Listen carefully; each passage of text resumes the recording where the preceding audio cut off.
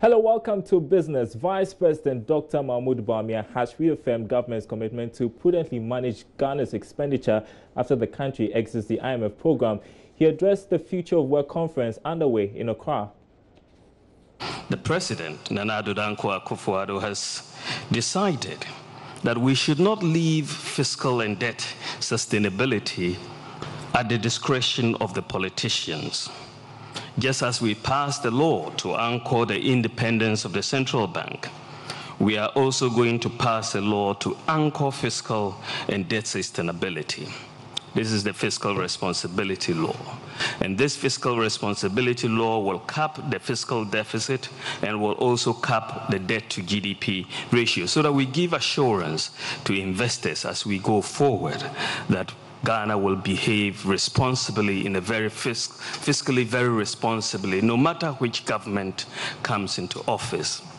In addition, by the end of this year, we are setting up an independent fiscal council as well as an independent financial stability council. This has never been done by any government since independence. And this law, as well as the institutions that we will set up, will tie the hands of politicians, including ourselves, to maintain fiscal and monetary discipline going forward. The Future of Work conference is being attended by the IMF boss, Christine Lagarde, who is in the country on a two-day working visit. In her address, she highlighted the need for more attention to be paid on job creation. Ghana has done particularly well. In fact, it is one of only 9 sub-Saharan African countries that met the Millennium Development Goal of halving extreme poverty. At the same time, most of the new jobs throughout the regions are in agriculture and traditional services, and far too few have been in better paying manufacturing jobs and modern services. So looking at what happened in those years, how can we ensure that the coming decades will generate strong economic growth? We can start by looking at the major forces shaping the region's destiny. The first one is demographics. Sub-Saharan Africa population is expected to increase from approximately 1 billion today to 1.7 billion in only 20 years' time, 2040. The labor force will increase at double the rate of the last decade.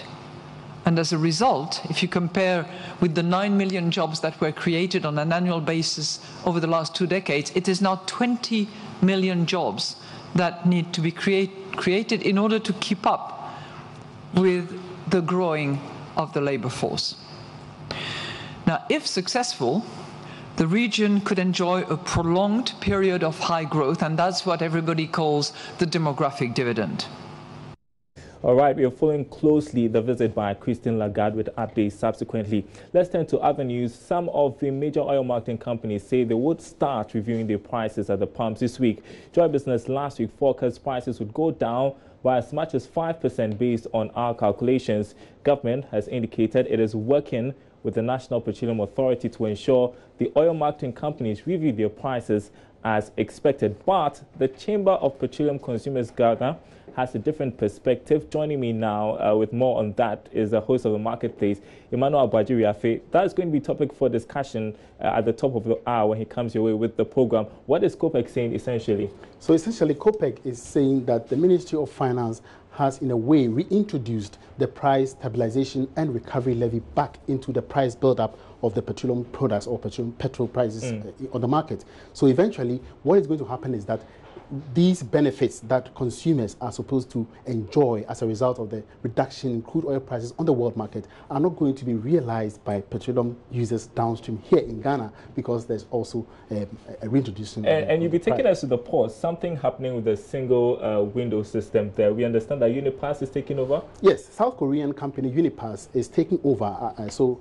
to speak, the services of GCNet at the ports. So essentially, whatever GCNet and other operators are using or are doing at the port is going to be taken over come January 1 next year.